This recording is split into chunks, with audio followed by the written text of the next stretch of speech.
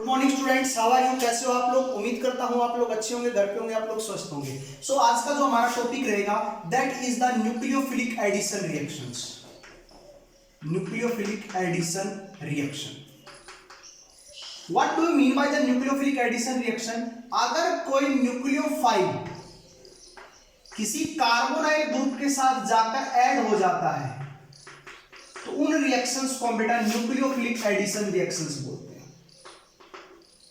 Nucleophilic addition reactions बोलते हैं। कैसे होता है जरा इस बात को भी देख लीजिए। अगर आपके पास कोई एल्डिहाइड और कीटोन ग्रुप है, क्योंकि दोनों के पास कार्बोनाइल ग्रुप प्रेजेंट होता है, तो ऑक्सीजन की इलेक्ट्रोनेगेटिविटी ज्यादा होने की वजह से electron shift towards the oxygen, carbon carry positive charge and nucleophile will attack on this. तो जब न्यूक्लियोफाइल इसके ऊपर अटैक करता है बेटा, ये एक स्लो स्टेप है and that is the rate determining step. तो अटैक करेगा तो क्या बनेगा? O पर negative charge and this one is our nucleophile attack. बोलो ऐड हो गया। In presence of acidic medium it will see OH and nucleophile and this is the our fast step. Okay, तो इस प्रकार से आप लोगों का एक कार्बोनाइल ग्रुप के अंदर न्यूक्लियोफाइल का एडिशन होता है, जिसको हम लोग क्या बोलते हैं? Nucleophilic addition reactions. इस प्रकार से आप लोगों की न्यूक्लियोफिलिक एडिशन रिएक्शंस होती हैं। क्लियर है? अब दूसरी सबसे इंपॉर्टेंट बात है कि जब आप लोग न्यूक्लियोफिलिक एडिशन रिएक्शंस करते हो तो उस समय न्यूक्लियोफिलिक एडिशन रिएक्शंस को करवाने के लिए, न्यूक्लियोफिलिक एडिशन रिएक्शंस को करवाने के लिए आप लोगों को एक वीक एसिडिक मीडियम की रिक्वायरमेंट होती है, वीकली एसिडिक मीडियम की रिक्वायरमेंट होती है। अब ऐसा क्यों है? वीकली एसिडिक मीडियम की रिक्वायरमेंट क्यों होती है, इस बात को भी देख लीजिए। अगर आप लोगों के पास क्या है, कोई भी एक कार्बोनाइल ग्रुप है और आप उसके अंदर एक एसिडिक मीडियम अटैच करते हो, तो ऑक्सीजन कंटेनिंग क्या होते हैं बेटा? Lone pair it will attack on here. So क्या होगा? C double bond OH positive, और इससे ये डबल बॉन्ड वाले इलेक्ट्रॉन उधर शिफ्ट करेंगे, ग्रेटर चांस हो जाएंगे उधर जाने के, मूव करने के। तो कार्बन के पास इलेक्ट्रोफिलिक सेंटर उतना ही ज्यादा चांस हो जाएगा बनने का। क्लियर आप लोगों को? और उससे न्यूक्लियोफाइल उतना ही फास्ट अटैक करेगा इसके ऊपर। इस वजह से एक इलेक्ट्रोफिलिक सेंटर बनाने के लिए हम लोग न्यूक्लियोफाइल को क्या करते हैं? बहुत जल्दी से इसके ऊपर अटैक करवाने के लिए acidic medium, weakly acidic medium हम लोग प्रोवाइड कराते हैं इस रिएक्शन। ओके, सो उम्मीद करता हूं ये चीजें आप लोगों को समझ में आई होंगी। नेक्स्ट आप लोगों के पास जो टॉपिक है उसको देख लीजिए बेटा। कुछ आप लोगों की बात करूं कि मेरे पास एक एल्डिहाइड ग्रुप है और दूसरा एक मेरे पास कीटोन ग्रुप है। अगर मैं इन दोनों के ऊपर न्यूक्लियोफाइल को अटैक करवाना चाहूं तो किसके ऊपर न्यूक्लियोफाइल फास्टली अटैक करेगा? किसके ऊपर करेगा? तो सर ऑक्सीजन की इलेक्ट्रोनेगेटिविटी, तो इट मींस यहां पे क्या होगा? जब इलेक्ट्रॉन इधर शिफ्ट हो जाएंगे तो carbon carry positive charge, oxygen carry negative charge. यहां पर क्या होगा? Carbon carry positive charge, oxygen carry negative charge. लेकिन due to the plus I effect ये R ग्रुप क्या करते हैं? इस पॉजिटिव चार्ज को स्टेबलाइज कर देते हैं। मींस ये जो इलेक्ट्रोफिलिक सेंटर जो कार्बन के इलेक्ट्रोफाइल की तरह बिहेव कर रहा था, यहां पर इसके इलेक्ट्रोफिलिक सेंटर के अंदर पॉजिटिव चार्ज कम हो गया धीरे धीरे, और जब पॉजिटिव चार्ज कम हो गया तो न्यूक्लियोफाइल के उतने ही अटैक करने के चांस यहां पर क्या हो जाएंगे?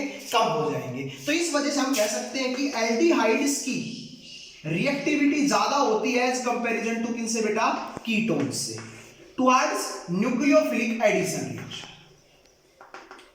towards nucleophilic addition reaction। Clear आप लोगों को? तो ये बात आप लोगों को समझ में आई। चलते हैं आगे की तरफ बेटा। एक अकेला इंडक्टिव इफेक्ट ही ऐसा नहीं है जो आप लोगों को इसकी रिएक्टिविटी के बारे में एक्सप्लेन करता है, एक स्टीरिक फैक्टर और है। जैसे मैं आप लोगों से बात कर लूं, कुछ एग्जांपल्स देख लेते हैं हम लोग। जैसे मेरे पास फॉर्मेल्डिहाइड है, मेरे पास एसिटल्डिहाइड है, मेरे पास कीटोन्स हैं अलग अलग प्रकार के, मेरे पास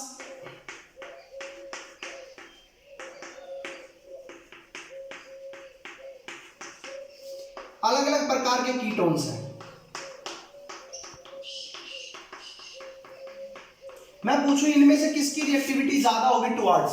तो आप लोगों को पता है एल्डिहाइड्स की रिएक्टिविटी ज्यादा होगी पहले नंबर पर, दूसरे नंबर पर। अब बचे ये तीन कीटोन। अब इन कीटोन्स के अंदर आप लोगों को पता है प्लस आई इफेक्ट है, साथ ही साथ इनके अंदर स्टीरिक फैक्टर भी वर्क कर रहा है, और स्टीरिक हिंड्रेंस बढ़ने की वजह से इन लोगों की रिएक्टिविटी क्या हो जाती है? कम हो जाती है। तो ये सबसे ज्यादा रिएक्टिव होगा कीटोन्स के अंदर, फिर ये और फिर ये। तो दो फैक्टर है, एक आपका है इंडक्टिव इफेक्ट और दूसरा स्टीरिक फैक्टर, जो इनकी क्या करते हैं, रिएक्टिविटी को एक्सप्लेन करते हैं।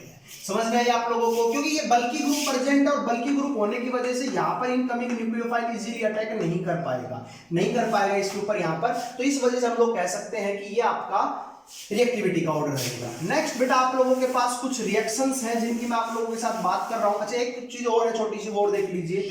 Out of aromatic aldehydes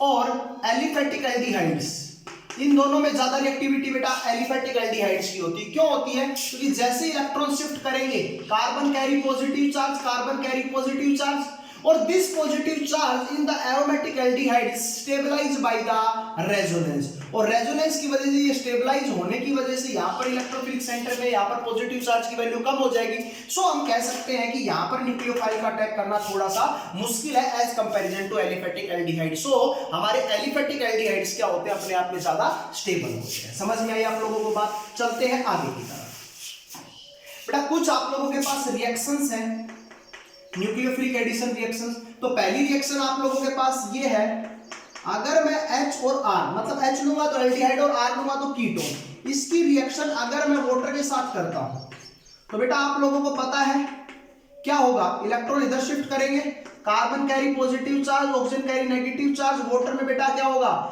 H positive और OH नेगेटिव। तो जैसे ही अटैक करेंगे तो क्या बन जाएगा बेटा बताओ, H2 अटैक करेगा तो क्या बनेगा, R CH और R OH और OH, बोलो यही बनेगा। लेकिन आपको पता है ड्यू टू स्टीरिक हिंड्रेंस एक OH दो OH एक कार्बन के ऊपर एग्जिस्ट नहीं कर सकते, तो वाटर मॉलिक्यूल यहां से बाहर निकलेगा। तो जैसे ही वाटर मॉलिक्यूल बाहर निकलता है तो यहां पर अगेन क्या बन जाता है, वही इनिशियल रिएक्टेंट जो आपने लिया था वही बन जाता है। तो इन दोनों के बीच में यहां पर बेटा डायनामिक इक्विलिब्रियम प्रेजेंट होता है इस रिएक्शन के अंदर। डायनामिक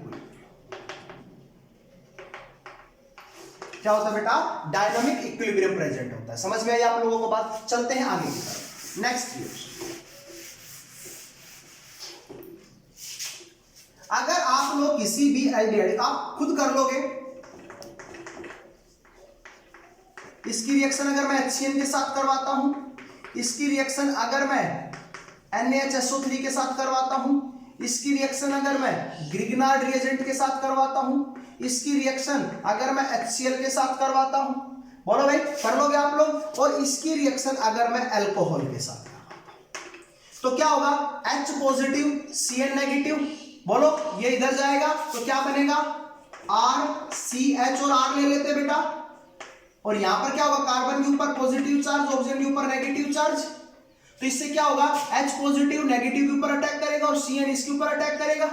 प्रोडक्ट क्या बन जाएगा बेटा बताओ, RCH और R OH Cn। इसका आप फर्दर हाइड्रोलाइसिस करते हो तो Cn बेटा कन्वर्ट हो जाता है किसके अंदर,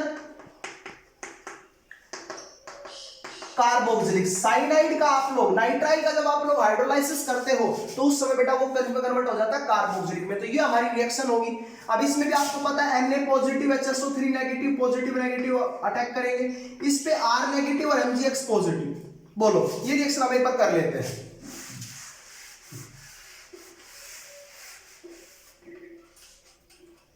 तो मेरे पास एक रिएक्शन है, इसकी रिएक्शन करते हैं तो जैसे इलेक्ट्रॉन इधर शिफ्ट होंगे, carbon carry positive charge, oxygen carry negative charge, R negative इस पे अटैक करेगा, Mg पॉजिटिव इसके ऊपर अटैक करेगा। प्रोडक्ट क्या बनेगा, RCHR OMgX, और यहां पर R, इसका क्या कर दोगे बेटा आप लोग, हाइड्रोलाइसिस पढ़ के आए रिएक्शन प्रिपरेशन ऑफ अल्कोहल के अंदर, OH और R, टर्सरी अल्कोहल या सेकेंडरी अल्कोहल आप लोगों के पास यहाँ पर इसकी फॉर्मेशन हो जाती है। क्लियर है? तो ये रिएक्शन आप लोगों ने पढ़ी। नेक्स्ट बेटा HCl का आप लोग कर लोगे आसानी से, H positive Cl negative. Now we are discussing about the reaction of ROH। बेटा अगर मान लो मेरे पास कोई एक एल्डिहाइड है और उसकी रिएक्शन अगर मैं अल्कोहल के साथ करता हूं तो जब ये बॉन्ड टूटेगा तो R पॉजिटिव OH नेगेटिव, ये इलेक्ट्रॉन इधर क्या होगा, RCH एक तरफ OH और एक तरफ OR। बेटा this is known as hemiacetal, क्या बोलते हैं इसको, हेमी एसिटल। एक OR ग्रुप जुड़ा हुआ है तो हेमी एसिटल। अब in the presence of acidic medium H positive attack करेगा, बोलो क्या बनेगा, RCH OH2 positive OR water molecule बाहर, RCH positive OR again in the presence of ROH, ये वाला क्लीवेज होगा तो प्रोडक्ट क्या बन जाएगा, RCH OR OR, तो दो OR ग्रुप प्रेजेंट है बेटा और इसको हम लोग बोलते हैं एसिटल। तो जब भी आप किसी एल्डिहाइड की रिएक्शन अल्कोहल मॉलिक्यूल के साथ कराते हो तो उस समय आप लोगों का जो प्रोडक्ट बनेगा वो क्या बनेगा, एसिटल और हेमी एसिटल बनेगा। क्लियर आप लोगों को? चलते हैं आगे की तरफ। एक लास्ट रिएक्शन है वो देख लीजिए, कंप्लीट तुमको करनी आती है। क्या है, RCH डबल बॉन्ड हो, अगर मैं इसकी रिएक्शन इथाइलिन ग्लाइकोल के साथ करता हूं तो हमारा जो प्रोडक्ट बनेगा वो क्या बनेगा, एक साइक्लिक एसिटल, साइक्लिक एसिटल बन जाएगा। क्लियर है बेटा? तो ये भी एक तरह का एसिटल ही है क्योंकि दो OR ग्रुप प्रेजेंट है। और ये बेटा हमारे पास कुछ रिएक्शंस थी जो न्यूक्लियोफिलिक एडिशन रिएक्शंस थी। सो उम्मीद करता हूं आप लोगों को समझ में आई होंगी। फिर भी अगर कोई वीडियो समझ में नहीं आती तो आप वीडियो के कमेंट बॉक्स में कमेंट करें, लाइक और सब्सक्राइब करें। Okay, thank you, have a nice day.